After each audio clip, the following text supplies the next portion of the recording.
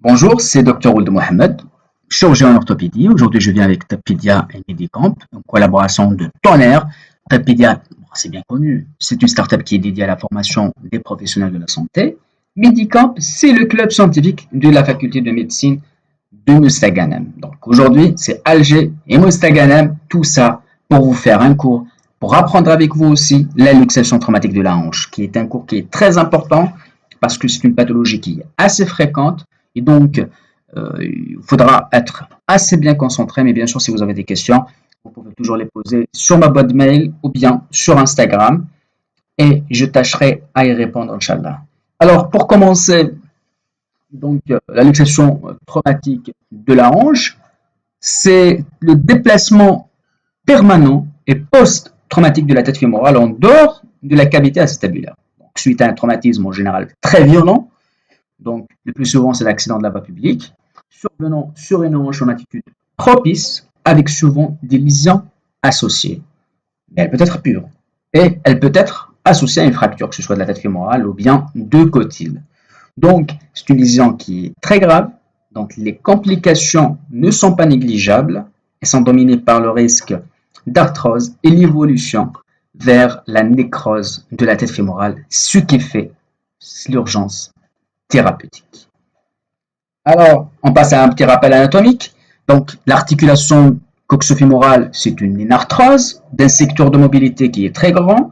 Elle assure une grande amplitude de mouvement avec 3 degrés de liberté, ainsi qu'une excellente stabilité. On a la tête fémorale, elle s'articule avec la cavité acétabulaire, donc cette dernière qui étant agrandie par un fibrocartilage périphérique, c'est ce qu'on appelle le labrum. Donc, cette congruence tête-acétabulum qui rend la hanche très stable.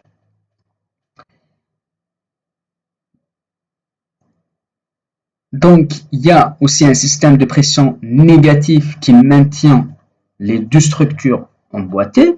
Et donc, cette stabilité-là, elle est renforcée par le système capsulo-ligamentaire et musculaire. Capsulo-ligamentaire, elle est constituée par 3 puissants ligaments. Donc, il y a le ligament, c'est le ligament coxofémoraux qui renforce la capsule en forme de manchon tordu. Donc, on a le ligament héliofémoral, bien le ligament de Bertin qui est très important, il renforce la capsule en haut et en avant. On a le ligament pubofémoral qui double la capsule en bas et en avant, et le ligament ischio-fémoral en arrière. Cependant, le ligament rond est un ligament intra-articulaire, il fixe la tête fémorale au cotyle. On ajoute bien sûr le système musculaire, lui qui est très complexe, il contribue à la stabilité active de cette articulation. Donc la vascularisation, elle provient de 3 secteurs, la fémorale superficielle, l'obturatrice et fessière. Les artères circonflexes forment un cercle périarticulaire qui donne des branches, surtout postérieures à la tête fémorale.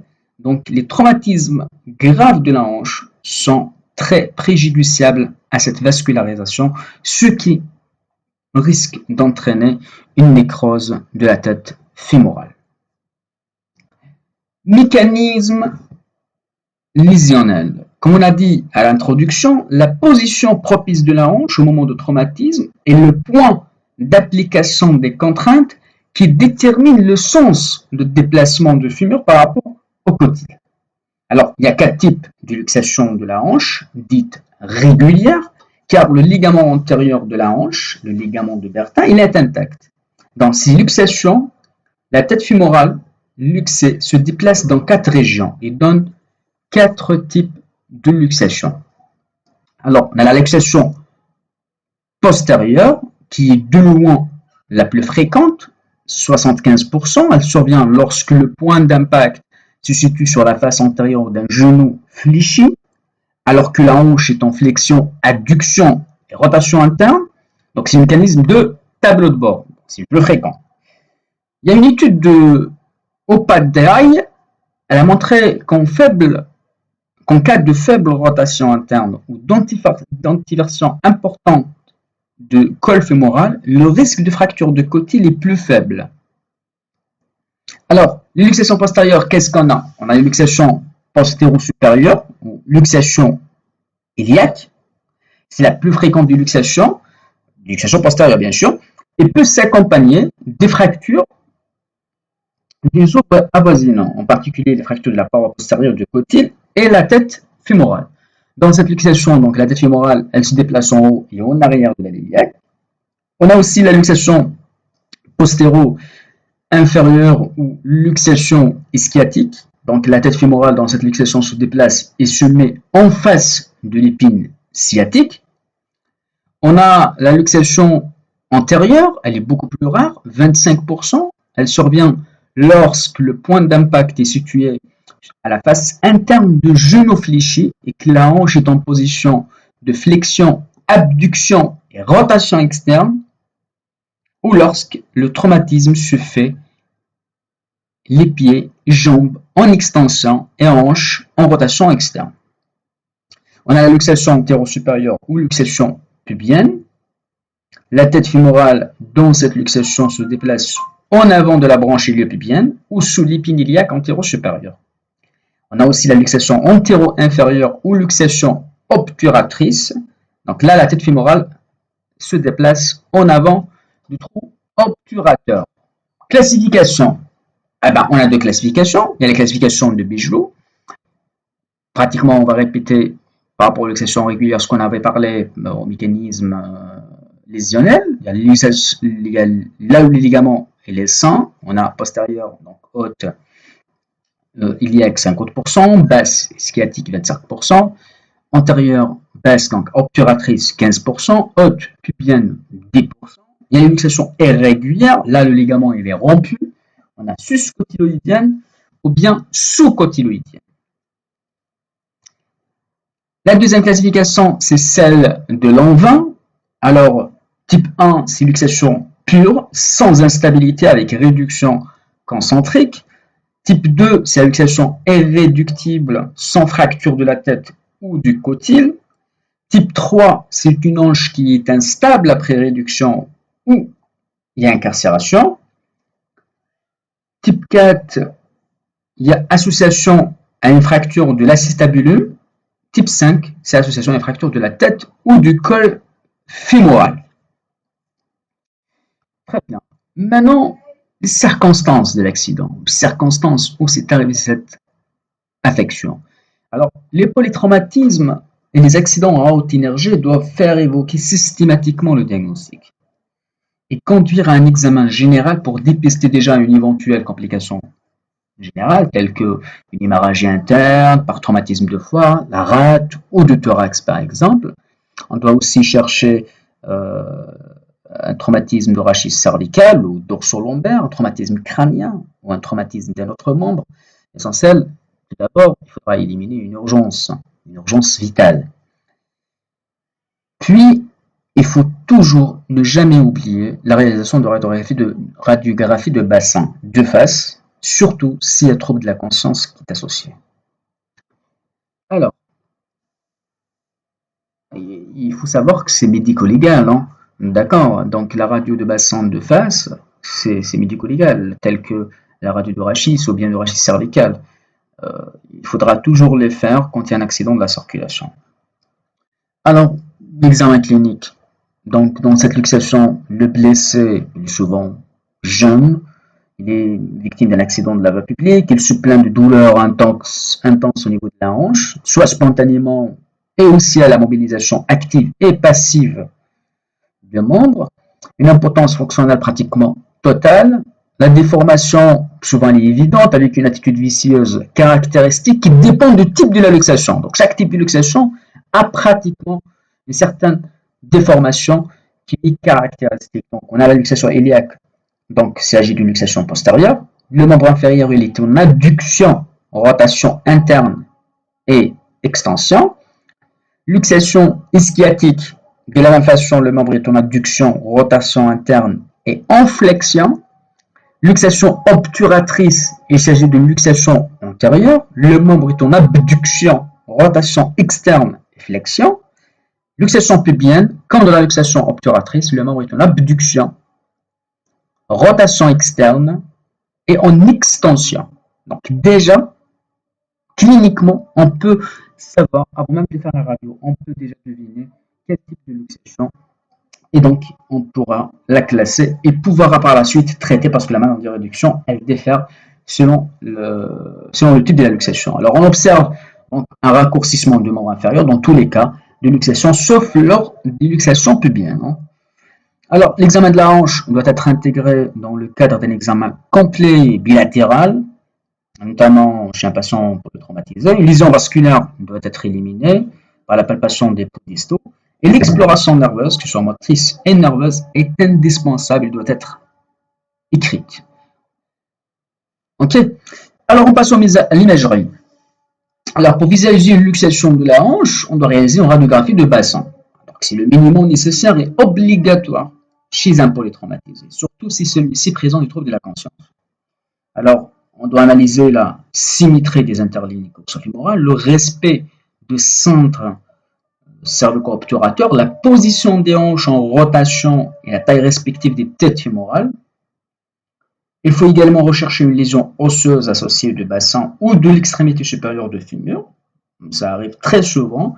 Et en l'absence de lésion associée, aucune autre iconographie n'était indispensable avant la réduction, car déjà elle permet de poser le diagnostic de la luxation et même préciser sa variété. On peut avoir besoin des clichés de profil de 3/4, donc qui sont réalisés au moindre doute. Il ne faut pas oublier les radios de genou, face profil. Et s'il existe une fracture de côté associée à la luxation, radio de la hanche, 3/4 à l'air, 3/4 obturateur, bien sûr, pour visualiser la fracture. On demande aussi la TDM de bassin pour visualiser une éventuelle incarcération osseuse intra-articulaire ou une fracture du côté. Et beaucoup plus l'incarcération osseuse intra-articulaire pour voir un fragment intra-articulaire. Ok. Alors, la radio de bassin de face dite de débrouillage, donc c'est une incidence qui confirme déjà le caractère pur ou associé de la luxation. Donc, ça peut montrer la rupture des éléments verticaux de toit, mais ne localise pas dans l'espace les lésions antérieures ou postérieures. On va trouver, je ne sais pas si j'arrive à vous montrer. Ah voilà. Alors, la cavité cotyloïdienne, elle est vide, déshabitée. Le grand trochanter, il est ascensionné. On voit bien aussi le cintre cervico-obturateur qui est rompu. Normalement, là, cette partie du col devrait être ici et faire la continuité du cintre cervico-obturateur. Cervico, donc le col. Obturateur, c'est l'obturateur. Et la disparition de petits trochanters confirme donc la rotation interne. Le toit de côté est aussi vu dans cette incidence. 3/4 à l'air, 3/4 obturateur. Donc, comment les faire déjà? D'abord, alors 3/4 obturateur, oblique externe, donc c'est en décubitus, oblique postérieur, de côté sein de 45 degrés. 3/4 à l'air, donc décubitus oblique postérieur de côté atteint de 45 degrés. Donc oblique interne. Ok. L'obturateur, c'est le côté, c'est l'oblique postérieur de côté sein. À l'air, c'est l'oblique postérieur de côté atteint. Dans le 3/4 obturateur, donc il permet l'étude de cotyle, la ligne nominée, donc la colonne antérieure et du cadre obturateur. 3/4 à l'air, il permet l'étude de l'aile iliaque, de l'articulation sacro-iliaque, de la colonne postérieure et de bord antérieur de cotyle. TDM, elle permet de faire un bilan bien plus précis des lésions ostéochondrales, infraradiologiques, et planifier un éventuel geste chirurgical, mais elle ne doit pas retarder la prise en charge. Il est à noter que les lésions chondrales et ostéochondrales sont largement méconnues par les radiographies standards, alors qu'elles jouent probablement un rôle très important dans le développement d'une arthrose ultérieure. D'où l'intérêt de réaliser cet examen de manière différée mais systématiquement, même si la réduction semble satisfaisante. Les lésions associées, alors on a des lésions articulaires. Donc, les lésions de cartilage de la tête fémorale sont fréquentes, sont retrouvées pratiquement dans 63% des cas. Il s'agit d'une encoche qui est souvent inférieure à 5 mm. Elle est peu visible les radiographies standards. Cette encoche, elle est antérieure dans les luxations postérieures et elle est postérieure dans les luxations antérieures. Lésions départimales, donc les lésions capsulaires, sont constantes, hein, du fait de la grande violence de traumatisme. Alors, les lésions capsulaires, déchirures ou des insertions peuvent entraîner l'irréductibilité de la luxation par phénomène d'incarcération. Les lésions musculaires, elles sont responsables de la constitution d'hématomes et exposent au risque d'apparition d'ostéomes, qui donne par la suite, même si c'est rarement, une limitation importante du mouvement. Les lésions artérielles, donc elles peuvent être type déchirure, compression, thrombose. Lorsqu'elles intéressent les vaisseaux circonflexes qui assurent la vascularisation de la tête fémorale, elles exposent au risque de nécrose céphalique.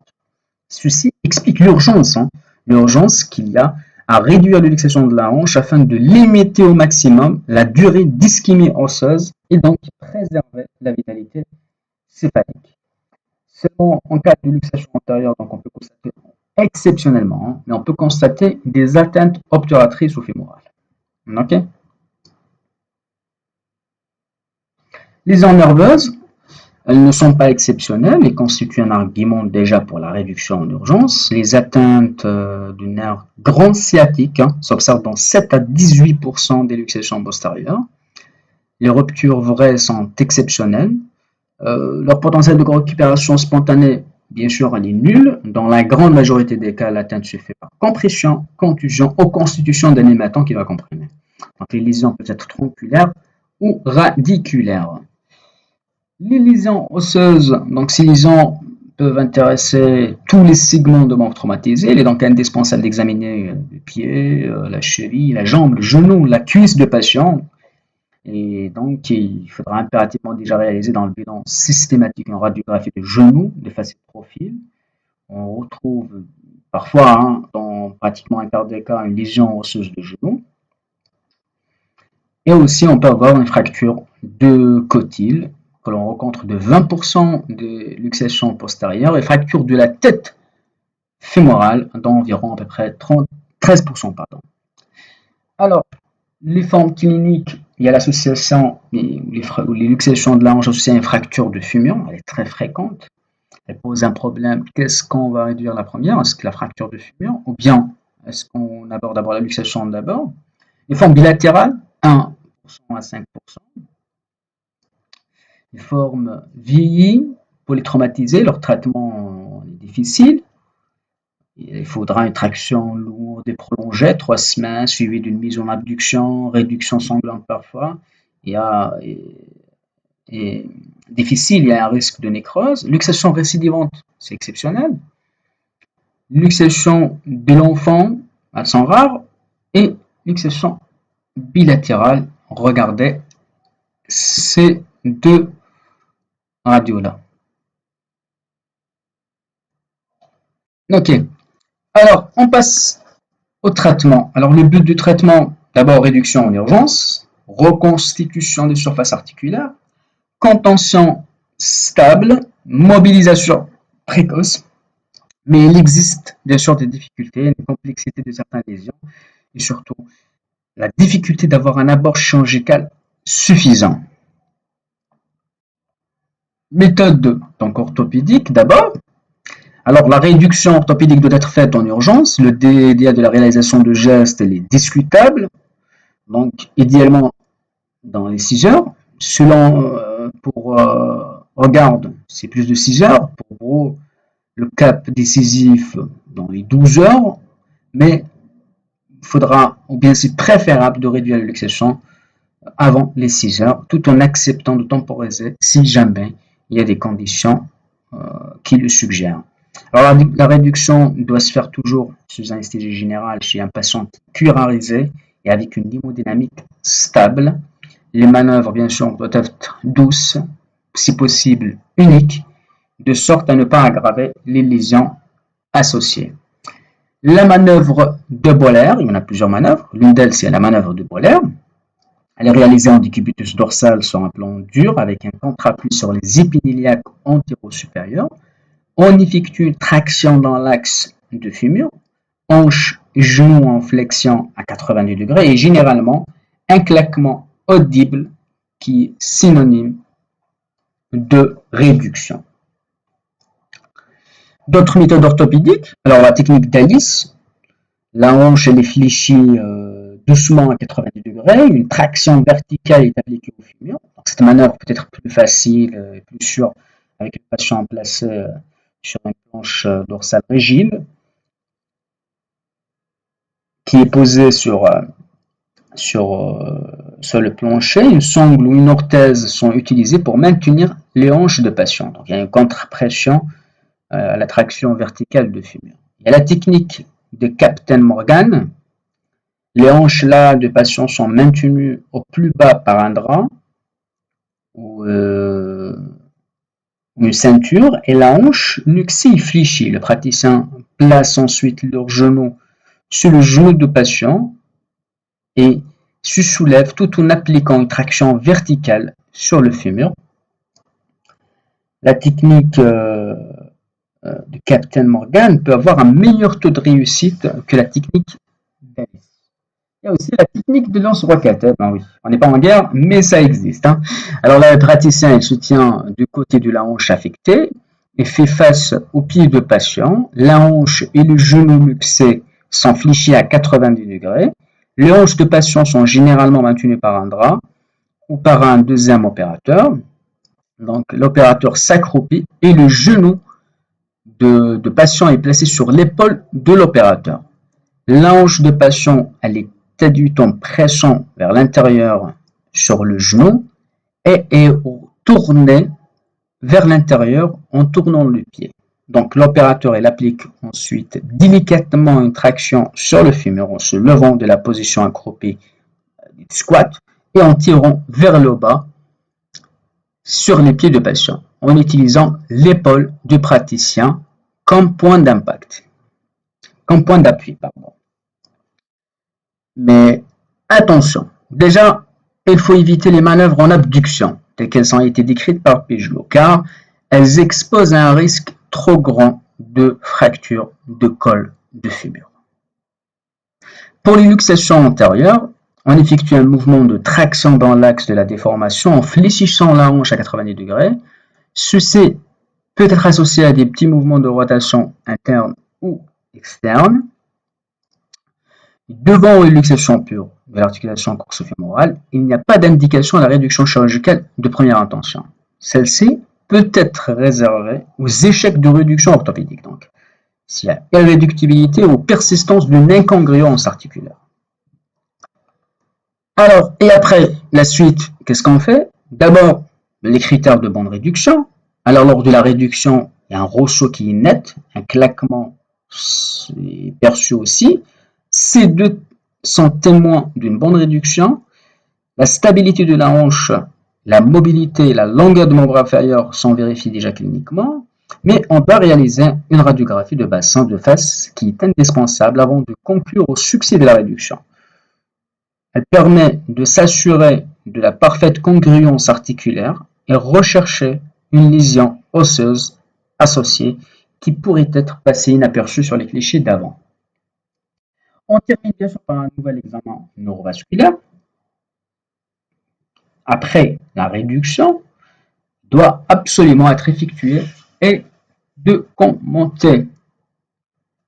Et en l'absence de lésions associées qui nécessitent un traitement complémentaire spécifique, le patient doit être mis en traction transosseuse et une rééducation active douce sous couvert de la traction.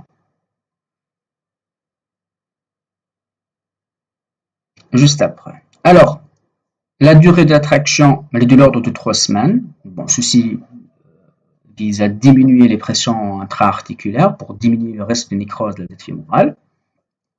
On réalise systématiquement une tomodensitométrie de l'articulation coxo-fémorale en urgence déférée. Ça permet de réaliser un bilan lésionnel précis, donc les lésions chondrales qui sont très fréquentes, les fractures de l'acétabulum, de la tête ou un corps étranger qui est passé inaperçu. Le délai de décharge complète classiquement préconisé, elle est de 2 mois. L'appui complet proscrit pour 3 mois. Mais bon, certains travaux, en particulier celui de Schlichby, ont conclu en l'absence de danger de l'appui partiel immédiat. Une surveillance bien sûr régulière, clinique et radiologique est indispensable, d'abord semestrielle, annuelle, puis tous les 3 et 4 ans. Traitement chirurgical, bien sûr, s'il y a un échec de traitement orthopédique ou de réduction orthopédique, ou bien lorsqu'il y a une fracture associée à fixer. Donc la réduction chirurgicale s'impose et elle doit se faire en urgence. Pourquoi? Parce que les petites fractures articulaires vieillissent très rapidement. Alors souvent, il y a interposition d'un long bout de capsule ou d'un fragment osseux intra-articulaire. Parfois, après une réduction, une ostéosynthèse d'un fragment osseux important est réalisée. Sinon, les tout petits fragments, on les enlève seulement. Les complications. Alors, on peut avoir des complications immédiates, secondaires ou tardives. Immédiates, donc neurologiques, par exemple la tête sciatique. La tête neurologique, ce n'est pas une indication opératoire en urgence. Vasculaire, donc atteinte exceptionnelle des vaisseaux fémoraux. Irréductibilité, c'est rare. Incarcération intra-articulaire, si c'est possible. Secondaire, donc il y a l'infection post-opératoire, les complications thromboemboliques, donc elle est prévenue par le lever précoce, la rééducation et parfois des anticoagulants. Récidive de la luxation, elle peut survenir si une fracture instable a été méconnue, d'où l'intérêt de la radiographie 3/4.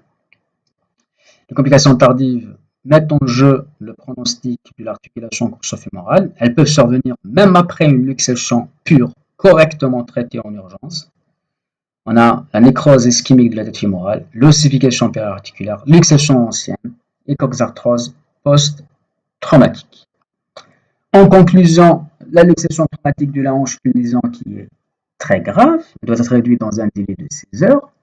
Au-delà, le pronostic est réservé, en particulier en cas de fracture céphalique associée ou de lésion vasculaire qui serait à l'origine de la nécrose de la tête, l'ostéonécrose de la tête fémorale, d'où un suivi rigoureux à long terme et être prévenu des risques qu'il encourt. Même avec toutes ces précautions, l'évolution arthrosique à long terme semble malheureusement hautement probable, sinon inéluctable. Alors je vous remercie. Je vous rappelle bien sûr, si vous avez des questions, vous pouvez les poser. Il y a toujours mon adresse mail, mon Instagram. Vous pouvez écrire et j'essaierai.